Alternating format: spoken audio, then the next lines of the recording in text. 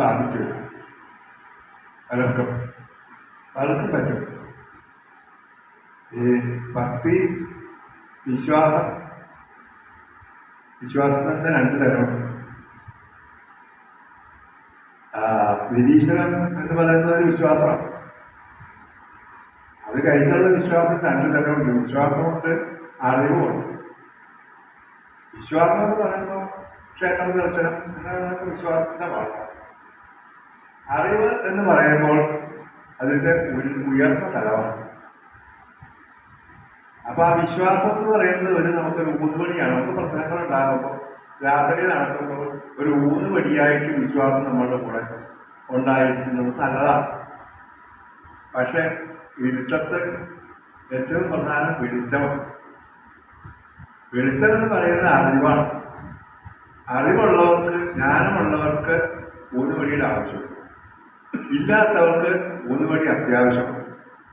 അപ്പൊ ഊന്നുവടിയിൽ നിന്ന് വെളിച്ചത്തിലേക്ക് പ്രവേശിക്കുന്നതാണ് ധ്യാനം. അതാണ് സുപ്രിയാരി പറഞ്ഞു വന്നത്. കൂടുതൽ വിശദീകരിച്ചില്ല എന്ന് മാത്രമേ ഉള്ളൂ. നമ്മള് അറിവിലേക്ക്, ജ്ഞാനത്തിലേക്ക് പ്രവേശിക്കുക, അപ്പോഴേ പൂർണ്ണതയിൽ എത്തുകയുള്ളൂ. അതിനാണ് ധ്യാനം. നമ്മുടെ ഉള്ളിലുള്ള ആ പ്രാണനെ നമ്മൾ ഉപാസിക്കുന്നു.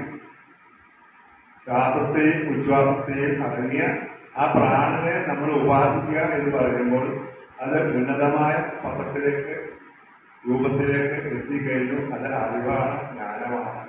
അപ്പോൾ മാത്രമേ നമുക്ക് ബ്രഹ്മവുമായിട്ട്, ഈ പരബ്രഹ്മവുമായിട്ട് അല്ലെങ്കിൽ പ്രകൃതിയുമായിട്ട് യോജിച്ച് മുമ്പോട്ട് പോകാൻ സാധിച്ചുള്ളൂ.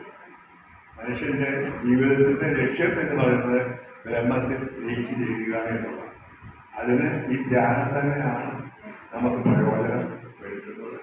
അതിലെത്തുമ്പോൾ മാത്രമേ നമ്മൾ പൂർണ്ണതയിൽ എത്തുള്ളൂ. ഞാൻ ഒരിക്കലും ഒരാളിന്റെ ഒരു മകളേ ഉള്ളൂ. പിന്നെ രണ്ടും പോയി. ട്രാൻസ്പ്ലാന്റേഷൻ നടത്താം, അതിനാണ് ഇടപാടില്ല. അതിൽ തയ്യാറായവരും കളിച്ച് പൈസ കൊടുക്കും. തമിഴ്നാണ്. അങ്ങനെ കുറേ ദിവസം മെഡിക്കൽ ഹോസ്പിറ്റലായിരുന്നു. പിതാവ് അടുത്ത് വരുന്ന ഞാനെൻ്റെ സുഹൃത്തിൻ്റെ അടുത്ത് ഇങ്ങനെ കഥകളൊക്കെ പറയും. ഒരു ദിവസം വന്ന് വളരെ രക്ഷയില്ല, മാറ്റിവിട്ടാൽ ശരീരത്തോട് യോജിക്കില്ല, ഇത് പ്രവർത്തിക്കില്ല. ഞാൻ നിരാശനായി ഇരുന്നപ്പോൾ അദ്ദേഹത്തോട് ഞാൻ പറഞ്ഞു, ഇതേക്കുറിച്ച് ഒരു മകളേ ഉള്ളൂ, അതേ വിവാഹം കഴിച്ചു, 2 കുട്ടികളുള്ളൂ. അദ്ദേഹത്തിനോട് ഞാൻ പറഞ്ഞു, നിങ്ങൾ ആധ്യാത്മിക രംഗത്തേക്ക് മാറി, ഇത് ഓർത്ത് ആദ്യം ഇടിച്ച് ഇത് ജീവിച്ച് നരകിച്ച് രോഗിയായിത്തീരും.